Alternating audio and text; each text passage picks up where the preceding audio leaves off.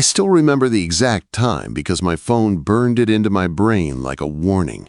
11:47 p.m. on a Thursday night. The house was quiet. The kind of quiet you only get in the suburbs when every porch light is off and the same dogs that bark every morning finally give up for the night. My mom was asleep down the hall, the TV in her room turned low, and I was stretched out on my bed scrolling through my phone with one eye half closed. Then it buzzed. One message. From a number I did not have saved. At first I thought it was spam. Some random link. Some wrong number. I almost ignored it, but something in me made me tap it. And the second the screen lit up, my whole body went cold. It was a selfie. Marissa, my mom's friend. She was standing in front of a mirror, her dark hair loose, her eyes fixed on the camera in a way that was not playful and not accidental. She wore a thin, silky robe that clung to her like it belonged there. The kind of picture you do not send by mistake. The kind of picture you do not send to someone's kid unless you mean something. Under it, one line, just for you. My thumb froze over the screen. My heart did this strange stop and jump, like my chest could not decide if it was scared or excited. I stared at the picture so long my eyes started to hurt, waiting for the moment where it would make sense. It did not. I sat up so fast the sheets slid off my legs. I looked at the door like my mom might walk in and catch me holding a secret in my hand. I looked back at the picture again, and my stomach twisted hard. Marissa had been in our house for a year. She was 36. An interior designer. Always sharp. Always put together. Always showing up with a bottle of wine or homemade cookies like she belonged at our table. My mom loved her. They would sit on the couch for hours talking about neighbors and work, laughing like teenagers, while I stayed in my room with my headphones on, trying not to hear my name. Dylan needs direction, Marissa would say sometimes, her voice carrying through the walls. Find a nice girl, my mom would add, like I was a project she could finish if she just pushed hard enough. I was 25, living in a small house on the edge of a quiet suburb outside Denver. It was just me and my mom. I worked at a garage downtown fixing cars, mostly oil changes and brake jobs. Grease under my nails, motor oil in my clothes, the same routines every day. I had dropped out of community college a couple years back because I never saw the point. No big plans. No dream that pulled me forward, just a life that felt like it was looping. And Marissa always looked at me like she saw something else. It used to make me uneasy. Now it made my skin feel too tight. I typed back with shaking hands. "Did you mean to send this?" The message delivered. The 3 little dots did not appear. Then my phone buzzed again, almost instantly. No mistake. And I don't regret it. I read it once. Then again. Then a third time, hoping the words would change. They did not. I lay back on my bed and stared at the ceiling. But the ceiling did not help. My mind kept replaying the image, her eyes, her robe, the line, "just for you," like it was carved into my head. I tried to tell myself she was drunk, that she was joking, that someone else had her phone. But the way she looked in that picture was steady, like she had been thinking about it for a long time. I did not sleep. I kept my phone face down on my chest, like it was a ticking bomb. Every time I closed my eyes, I saw her in that mirror. Every time I opened them, I saw my mom's face at dinner, her fork pointing at me like it was loaded. "Settle down, Dylan." And I kept thinking the same thing, over and over, until the sun finally started to glow through my blinds. What happens now? The next morning felt unreal, like I was walking inside someone else's life. My phone was still in my hand when I woke up, the screen dark, but the texts were waiting when I unlocked it. The picture, her words, still there, still real. I shoved the phone into my pocket and went to the kitchen, trying to act normal. My mom was already up, humming some old country song while she poured coffee. She looked calm, safe, like nothing in the world could ever change. "Morning, Dylan," she said. "Marissa's coming over later. She's bringing those lemon bars you like." My stomach flipped so hard I thought I might actually get sick. I forced out a sound that might have been a reply, grabbed a granola bar, and made an excuse about being late for work. I was halfway out the door when my mom called after me, telling me to drive safe. The garage smelled like rubber and oil. The air was loud with tools and engines and guys shouting over each other. Usually that place kept my mind busy. Usually it was the only part of my life that made sense. That day, it did nothing. Every time I wiped my hands on a rag, I saw Marissa's robe. Every time I heard my phone buzz in my pocket, my heart slammed like it wanted to break out. By lunch, I had checked my screen so many times my battery was already dying. Nothing. No new messages. Part of me was relieved. Part of me felt empty. Then, around noon, my mom texted me a picture. Her and Marissa at our kitchen table, lemon bars stacked on a plate between them like a sweet little memory. My mom smiled into the camera. Marissa smiled too. Polished and calm, her hair pulled back, looking like the same woman who always walked into our house like she owned the air. I zoomed in on Marissa without thinking. Her eyes, there was no hint there, no sign of what she had sent me at midnight. She looked normal, like she had not dropped a grenade into my life and walked away. I did not know if that made it worse or better. When I got home around 6, I prayed she would be gone. She was not. She sat on the couch beside my mom with a glass of iced tea in her hand. The room smelled like lemon and sugar. The TV was on low with one of those home renovation shows they both loved, and my mom looked so happy, like having Marissa there filled something in her. "Dylan," my mom said, waving me over. "Come eat something. Marissa's been waiting to say hi." My throat tightened. I looked at Marissa, and for 1 second, our eyes locked. Not a polite glance, not a friendly look. Something heavy. Something that said we are not the same people we were yesterday. "Hey," I managed, my voice rough. Marissa's lips curved into a small smile. "Hey, Dylan, good to see you." I grabbed a lemon bar and retreated to the kitchen like I was escaping a fire. My hands were sweating so bad I almost dropped my phone. I leaned against the counter and tried to breathe, listening to my mom and Marissa laugh in the living room like nothing had changed. But everything had changed. I was about to go to my room when my phone buzzed again. A new text. From her. "Meet me at 9 tonight. Park on the edge of town. Let's walk." My pulse kicked so hard it made my vision blur for a second. I stared at the message until the letters looked like they were moving. I did not reply. I did not delete it. I slipped my phone back into my pocket, and I stood there in the kitchen, hearing my mom laugh, smelling lemon bars, feeling my whole life tilt on one message. Because deep down, even with fear crawling up my spine, I already knew the truth. At 9 tonight, I was going to go, and whatever happened next was going to change everything. I told my mom I was meeting a friend from the garage and needed to clear my head. I tried to say it like it was normal, like I did that all the time. She barely looked up from the sink. "Just don't be out too late," she said. And that line hit me hard because she had no idea how late my life was about to get. By 8:45, I was in my truck driving toward the edge of town, my hands tight on the wheel. The streets got emptier the farther I went. Streetlights spaced out, houses turning into dark shapes, then open land. My phone sat on the passenger seat like it was alive. When I pulled into the park lot, the place was almost empty. Just a few cars in the distance and a lake that looked black under the night sky. I killed the engine and sat there for a second, breathing fast, wondering if I was making the biggest mistake of my life. Then headlights swept across the lot. Marissa's car rolled in and parked a few spaces away from me. She stepped out wearing a simple jacket and jeans, her hair loose and messy in a way I had never seen at my house. No perfect blazer. No polished smile from my mom. Just her, in the dark, looking like a woman who had finally stopped pretending. She walked over slowly, like she was giving me space to back out.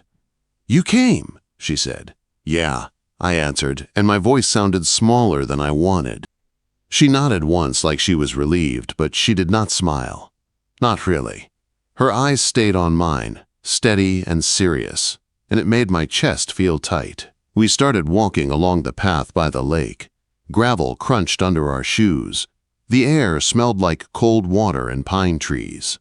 The only light came from the moon and a few distant lamps that barely reached the trail.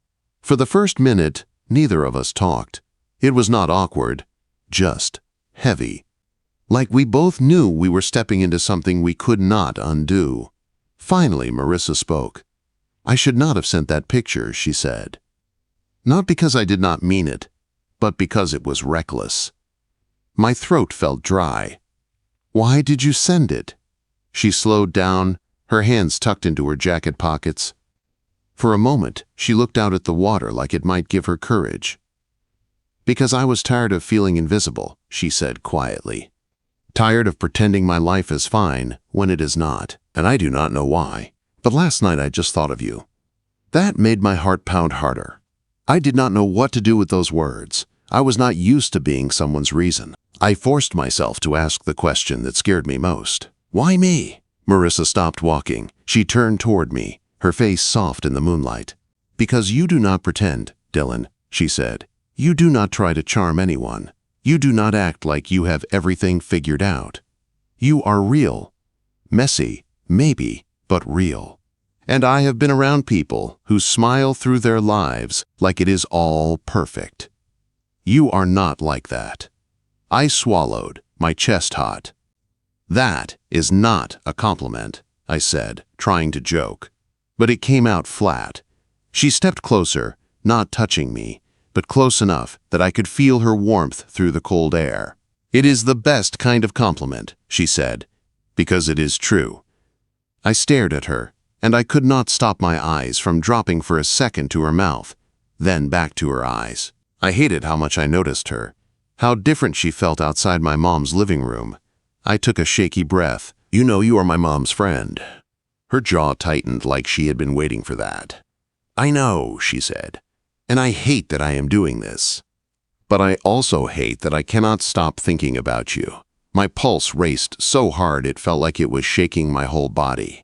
I wanted to say something smart, something responsible, something that would make sense. Instead, the truth slipped out. "I have been thinking about you, too." Her eyes widened slightly, and for a second, she looked almost vulnerable, like she had not expected me to admit that. "When?" I let out a breath. "I do not know. Maybe when you started coming around and you looked at me like you actually cared what I said. Like I was not just some kid living with his mom." Marissa's expression softened. "You are not a kid," she said. That line hit me hard, because my mom never spoke like that. My mom still talked to me like I was 15, like she could steer my life by pointing her fork at me. Marissa looked at me like I had a choice. We kept walking, slower now. Our shoulders almost brushed, and every time they got close, my skin lit up. The lake sat beside us, quiet and dark, and the whole world felt like it had shrunk to just this path and her voice. "I do not want to hurt your mom," Marissa said after a while. "She is my friend. She has been good to me." "Then why are you doing it?" I asked, and my voice cracked a little because I hated that I needed the answer. Marissa stopped again, turning to face me fully. Her eyes looked glossy like she was holding something back. "Because I am lonely, Dylan," she said. "And I have been lonely for a long time. I got divorced 2 years ago and everyone thinks I am fine because I dress well and I laugh and I show up with cookies. But I go home and it is quiet. Too quiet. And I sit in rooms I design for other people and I wonder, when I started living like a guest in my own life, I did not know what to say. I had never heard her talk like that. At our house, she was always confident, always light, always in control. Here, she sounded human. I found my voice again. That does not explain why me. She stepped closer until there was barely any space between us. My breath caught. "Because when I am around you, I do not feel like I have to perform," she said. "You do not ask me to be perfect. You do not even expect anything from me. You just exist. And somehow, that makes me feel like I can breathe." My heart pounded. My hands clenched and unclenched at my sides. I should have walked away. Instead, I lifted my hand slowly, like I was asking permission without words, and brushed a strand of hair away from her face. My fingers barely touched her cheek. Marissa did not flinch. She closed her eyes for a second like that touch meant more than she wanted it to. When she opened them again, the air between us felt electric. "This is wrong," I whispered. She nodded once. "I know." But neither of us moved back. I could hear the lake, the faint wind in the trees, and my own heartbeat pounding like a drum. Marissa's eyes dropped to my lips, and that was all it took. She leaned in. I met her halfway. The kiss was soft at first, like we were both afraid of what it meant. Then it deepened, slow and steady, and every part of me lit up like I had been asleep my whole life, and she had just woken me. When we finally pulled apart, we stood there, breathing hard, foreheads almost touching. Marissa's voice came out rough. "Dylan." "Yeah," I said, and I did not even know what I meant by it. She looked scared and happy at the same time. "We cannot do this in your mom's house," she said. "We cannot let her see." I nodded because I knew she was right. The guilt hit me fast, sharp in my stomach. "What are we doing then?" I asked. Marissa took my hand, squeezing it like she was holding on to something real. "We are being careful," she said. "We are taking it slow. And we are not pretending it did not happen." The words felt dangerous and comforting at the same time. We walked back to the parking lot. The air felt colder now, or maybe I was just more awake. When we reached her car, she stopped and looked at me again. "I meant what I said," she whispered, "about not regretting it." I stared at her. "Me too." She gave me a small smile then, the kind my mom never saw.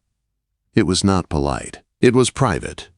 Then she got into her car and drove away, leaving me standing under the weak glow of the parking lot light with my hands still warm from her touch. On the drive home, my phone buzzed again. One message from her. "Tomorrow morning. My place. Breakfast." I read it once, then again, my chest tight, my mind racing. Because now it was not just a picture and a kiss.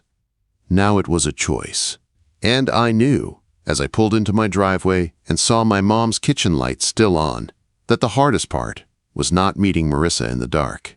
The hardest part was going to be lying to the woman who raised me, while I fell deeper into something I could not control. The next morning, I told my mom I had an early shift at the garage. It was a lie, but it came out easy because my throat was still tight from the night before. My mom barely questioned it. She just reminded me to eat something and asked if I wanted her to pack lunch like I was still in high school. I said no and got out fast. Marissa lived on the other side of town in a small apartment that felt nothing like our house. It was clean and calm, with soft light coming through the windows and furniture that looked like it belonged in a magazine. When she opened the door, she looked different than she did around my mom. No sharp blazer, no perfect hair. Just a sweater, bare face and tired eyes that still held that steady look. "You made it," she said. "Yeah," I said, and it sounded like a confession. Her kitchen smelled like coffee and pancakes. She had already set 2 plates on the table like she had been planning this for days. I sat down, still not sure what I was allowed to do, still not sure what this was. For a while, we talked like normal people. About the garage, about traffic, about the weather turning colder. But the space between us felt charged, like every simple word was covering something bigger. Every time her hand moved across the table, I noticed. Every time our eyes met, I felt that pull again. Finally, she set her fork down and looked at me. "I need you to know something," she said. "I am not trying to mess up your life." I swallowed hard. "It already feels messed up." She nodded like she understood. "Mine, too. But I do not regret it." That word regret hit me like a weight. I did not know how to answer, so I told her the truth. "I did not sleep," I said. "I kept thinking about what you sent. About you." Marissa's face softened. "I did not sleep either," she admitted. "I kept thinking you would hate me." I stared at her. "I do not hate you." It felt strange to say it out loud, but once I did, something inside me unclenched. Marissa took a slow breath like she had been holding one in all night. We talked for hours after that. Not small talk, but real talk. The kind I usually avoided because it made me feel exposed. She told me about her divorce, how it did not explode in a big dramatic way. It just died quietly. Two people living in the same house, polite and distant, like strangers who shared a last name. She said she kept trying to fix it like she fixed everything else, making plans, changing things, pretending effort could force love to come back. It never did. I told her about dropping out, how everyone acted like it was a failure. And maybe it was, but mostly it felt like relief. Like I had been walking in someone else's shoes and finally kicked them off. I told her how the garage was the only place I felt useful. Fixing brakes, changing oil, getting an engine to start again. Simple problems with clear answers. Life was not like that. Marissa listened, like every word mattered. She did not interrupt. She did not judge. She looked at me like I was worth hearing, and that made my chest feel full in a way I did not understand. When I burned one pancake trying to flip it, she laughed so hard she had to cover her mouth. I joked about her fancy coffee maker and she rolled her eyes and called me impossible. For a few minutes it felt easy, like we were just two people eating breakfast. Nothing complicated, nothing wrong. But the truth was sitting there with us. My mom. Her friend. The secret that could break everything. When I left her place, Marissa walked me to the door and stopped me before I stepped out. "We have to be careful," she said. I nodded. "I know." Her eyes searched mine. "This cannot be something sloppy, Dylan. If we do this, we do it right." I did not like how serious it sounded, but I also liked that she meant it. I liked that she was not treating me like a dumb kid playing at something grown. She was treating me like a man who had a choice. So that is what we did. We were careful. Marissa still came to our house sometimes, sitting with my mom like nothing had changed. She brought lemon bars. She laughed at my mom's jokes. She asked me how work was with that same warm voice. But now, when she looked at me, there was something hidden under the surface. A quiet knowing. A secret that made my stomach flip. At night, when my mom went to bed, Marissa would text me. Short messages. Simple words. "Where are you? Are you awake? Thinking about you." Nothing loud, nothing obvious, but enough to keep my heart racing. We met in places where no one would think to look. A diner 2 towns over, where the booths were sticky and the coffee tasted like it had been sitting too long. A trail outside town at dawn, when the air smelled like pine and the world felt empty. Once we drove out to a lookout point beyond the city lights and sat on the hood of her car with a blanket over us, staring at the stars. That night, she leaned her head on my shoulder and asked me what I wanted. I almost laughed because no one ever asked me that like the answer mattered. "I do not know," I admitted. "I have never really aimed for anything." Marissa lifted her head and looked at me like she was seeing through my skin. "You should aim higher," she said. "You have more in you than you think." I stared at the dark hills in the distance and felt something shift, not because of the words alone, but because she believed them. She believed I could be more than the guy who drifted through his days with grease on his hands and no plan in his head. And slowly, I started to believe it too. She showed me her world, how she sketched rooms on a tablet, turning blank space into something warm and beautiful. I teased her about being fancy, and she called me a caveman.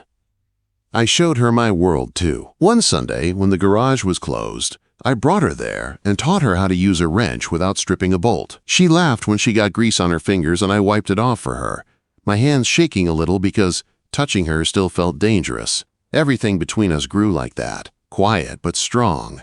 And the closer we got, the harder it got to hide. My mom started noticing. One night I got home after midnight because I had been with Marissa at a bar outside town. Nothing wild, just sitting close, laughing, feeling normal for once. But when I walked in, my mom was waiting in the living room with her arms crossed. "Where have you been, Dylan?" she asked. "You are never out this late." I mumbled something about a friend. I kept my eyes down. She did not buy it. "You have been acting strange," she said. "You are distracted. You are sneaking around like you are hiding something." My chest tightened. I told her I was tired. I told her work was stressful. I told her it was nothing. But the look on her face said she was not fooled. After that, the guilt started creeping in. Not because I was ashamed of Marissa, but because my mom had done everything for me, and I was lying to her every day. Marissa could feel it too. One evening, my mom went to the store to grab medicine. Marissa was over, saying she was just dropping off a recipe. The moment the front door closed, the house felt too quiet. The hum of the fridge filled the kitchen like a warning. Marissa stood by the counter, her hands clasped tight like she was trying to hold herself together. "We cannot keep doing this forever," I said. She looked up at me, eyes soft but tired. "No," she said. "It is not fair to her," I added. "Or to you. Or to me." Marissa stepped closer. "I do not want to stop, Dylan," she said. "Do you?" I shook my head, my throat burning. "No." Her hand touched my arm, gentle and steady. "Then we tell her," she said. "Because you are worth the truth." The words hung in the air like thunder in the distance. Tell her. My mom, the woman who loved Marissa like a sister and still treated me like a kid who needed fixing. My stomach turned. "When?" I asked. Marissa took a deep breath. "Soon," she said, "before it gets worse. Before she finds out some other way." I nodded, even though fear flooded my chest. That night, lying in bed, I stared at my ceiling again, just like I did after that midnight photo. Only now the question was different. It was not what happens now. It was how much will it cost when it does. A few days later, Marissa texted me a simple plan. Tuesday, after dinner, we tell her together. I read it and felt my whole body go cold, because I could already see my mom's face. The shock, the anger, the heartbreak. And still, when Tuesday came, I knew I was going to sit in that living room and say the words out loud. Because whatever Marissa and I were, it was already bigger than a secret. And once my mom heard the truth, nothing in our lives would ever go back to normal. Tuesday night felt like walking toward a crash I could see coming but could not stop. The whole day at the garage, my hands moved on their own, while my mind stayed stuck on one moment that had not happened yet. I changed oil, checked brakes, tightened bolts, and kept thinking about my mom's face when I told her. I kept thinking about Marissa's voice when she said, "We need the truth." When I got home, my mom was in a good mood. That was the worst part. She was making dinner, humming to herself, moving around the kitchen like everything was normal. The smell of roasted chicken and buttered corn filled the house. She asked me how work was. I said fine. She told me Marissa was coming over to share a new recipe and maybe stay for coffee after. I nodded like that was normal too. By the time Marissa arrived, my stomach was in knots. I heard her knock, then my mom's cheerful voice as she opened the door. Marissa stepped inside carrying a small container like she always did. She looked polished, but I could tell she was nervous. Her smile was tighter. Her eyes flicked to me for a second, then away. Dinner was a blur. My mom talked about neighbors. Marissa laughed at the right moments. I barely tasted the food. My fork scraped the plate while my heart hammered in my chest. I kept waiting for the right moment, but there was no right moment. Every second felt wrong. After dinner, my mom brought coffee to the living room. She sat in her usual chair. Marissa sat on the couch. I sat across from my mom with my hands clenched on my knees. The clock on the wall ticked loud enough to make my skin crawl. Marissa glanced at me and gave a small nod. I took a breath that felt too shallow. "Mom," I said, my voice dry, "there is something we need to tell you." My mom's smile faded, not fully, but enough that I knew she felt it. She set her mug down carefully. "What is it, Dylan?" I looked at Marissa. Her face was pale, but she stayed steady. "It is about me and Marissa," I said. My mouth felt like it was full of sand. "We have been seeing each other." The room went still. My mom stared at me, like she did not hear right. Her eyes shifted to Marissa, then back to me. Her eyebrows pulled together slowly. Seeing each other how? I swallowed hard. Together, I said. Like that. We are together. My mom's coffee mug hit the table harder than it should have. The liquid sloshed near the rim. She stood up so fast her chair scraped the floor. Her face went pale, then flushed, like anger and hurt were fighting for space. "No," she said, and her voice cracked on the word. "No, that is not funny." Marissa stood too. "It is not a joke," she said softly. My mom turned to her, and I had never seen that look on my mom's face before. It was betrayal, sharp and raw. "You are my friend," my mom said. "You sat in my house. You ate at my table. You asked me about my life. You smiled at me." Marissa's eyes filled with tears. "I know," she said, "and I am sorry. I never wanted to hurt you, but it happened, and it is real." My mom's head shook like she was trying to shake the words out of the air. "Dylan," she said, turning to me now, "you are 25. She is 36. This is insane." I stood up, my legs shaking. "It is not insane," I said. "It is not some game. I chose this." My mom's eyes flashed. "You do not even know what you want in your own life, Dylan. You cannot even commit to school. And now you think you can commit to this." Her words stung because they hit the place I always tried to ignore. But I did not look away. "I know what I want right now," I said. "I want her." My mom's breath hitched. She looked like I slapped her. Marissa reached for my hand, and I let her. Her fingers were cold, but steady. "Mom," Marissa said, her voice shaking. "I love him. I did not plan it. I did not go looking for it. But I cannot lie about it anymore." My mom laughed once, a hard sound that did not match her face.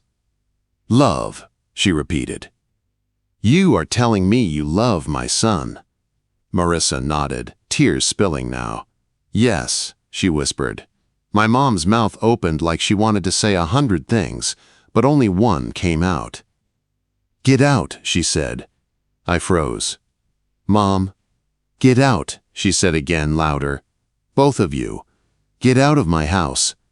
My chest tightened so hard I could barely breathe. I took a step toward her, but she held up a hand like she could not even stand me being close. I grabbed my jacket from the chair without thinking. Marissa picked up her bag. We walked to the door in silence, like the air had turned heavy around us. At the doorway, I turned back. My mom was standing in the middle of the living room, arms crossed, eyes wet, staring at the floor like she could not look at either of us without breaking. "Mom," I said, and my voice sounded small again. "I did not want to hurt you." She did not answer. Marissa touched my arm gently. "Let's go," she whispered. Outside, the cold hit my face like a slap. Streetlights cast long shadows on the pavement. We stood by Marissa's car for a second, both of us breathing like we had just run. "I did not want it to go like that," I said. Marissa's eyes were red, but she did not look away. "Neither did I," she said. "But we are here now."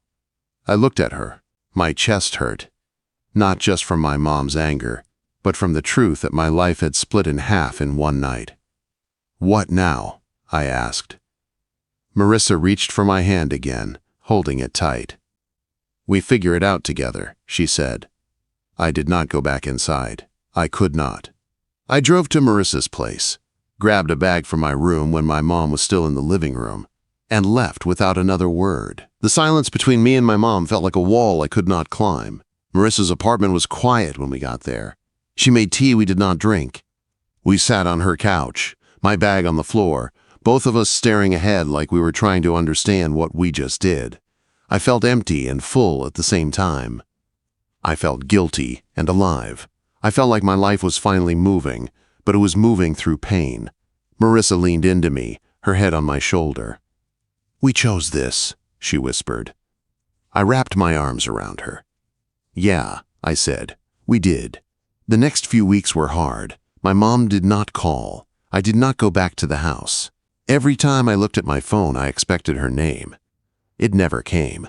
The guilt stayed in my stomach like a stone.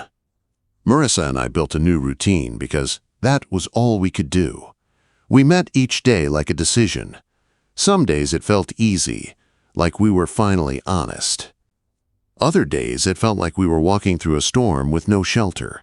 But Marissa did not let me fall back into drifting. One night, she sat across from me at her tiny kitchen table and slid a stack of papers toward me. Trade programs, apprenticeships, carpentry classes. She had printed them all out like she believed I would actually pick one. "You are good with your hands," she said. "Not just cars. You fix things. You build things. You can build a life too." No one had ever said that to me like it was a fact. My mom always talked about what I was not doing. Marissa talked about what I could do. So I applied. I enrolled in a carpentry program, and when I told Marissa, she smiled like she had been waiting for that moment. She hugged me tight and whispered, "I knew you had it in you." 4 months after that night, Marissa and I moved into a small one-bedroom apartment near a lake just outside Denver. It was nothing fancy. Creaky floors, a tiny kitchen, windows that let in soft morning light. But it felt like ours. The air smelled like pine trees, and on quiet nights, we could hear the water ripple like it was breathing. We were not a secret anymore, at least not between us. We still kept things quiet from the world, not because we were ashamed, but because we were tired. Tired of opinions, tired of people acting like love needed permission. We made small, ordinary memories that felt bigger than anything I had before.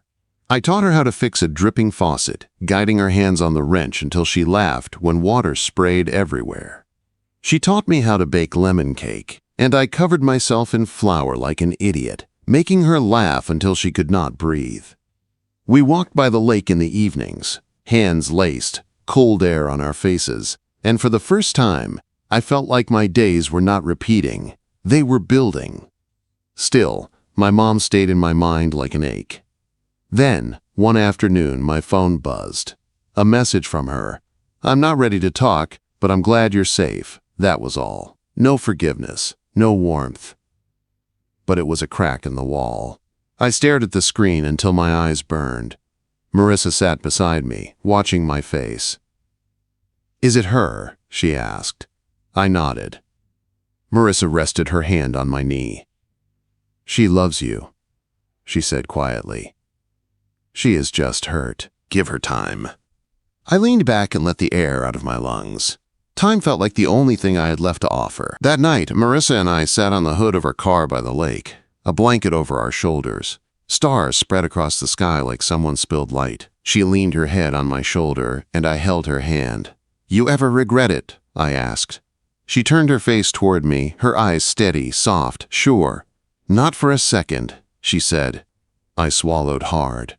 "Me either." She smiled, and it reached her eyes. Later, lying in bed with the lake murmuring outside the window, Marissa traced slow circles on my arm. "You know what that picture did," she whispered. I turned toward her. "What?" "It woke me up," she said. "Made me stop pretending, too. Made me choose something real." I looked at her, and my chest filled with a feeling I did not have words for. "It changed my life," I said. "Not just because of you. Because it made me want to be someone worth choosing." Marissa kissed me slow and steady, like she was sealing a promise. When I think back to that midnight photo, I do not think about the robe anymore. I think about the moment my life stopped looping. The moment someone saw me and I finally saw myself. It cost me peace. It cost me my mom's trust, at least for a while. But it gave me something I never had before. A direction, a choice, a love that did not feel perfect, but felt real. And every time I walk by that lake with Marissa's hand in mine, I know one thing for sure. That photo did not ruin my life. It changed it. And I have not looked back since.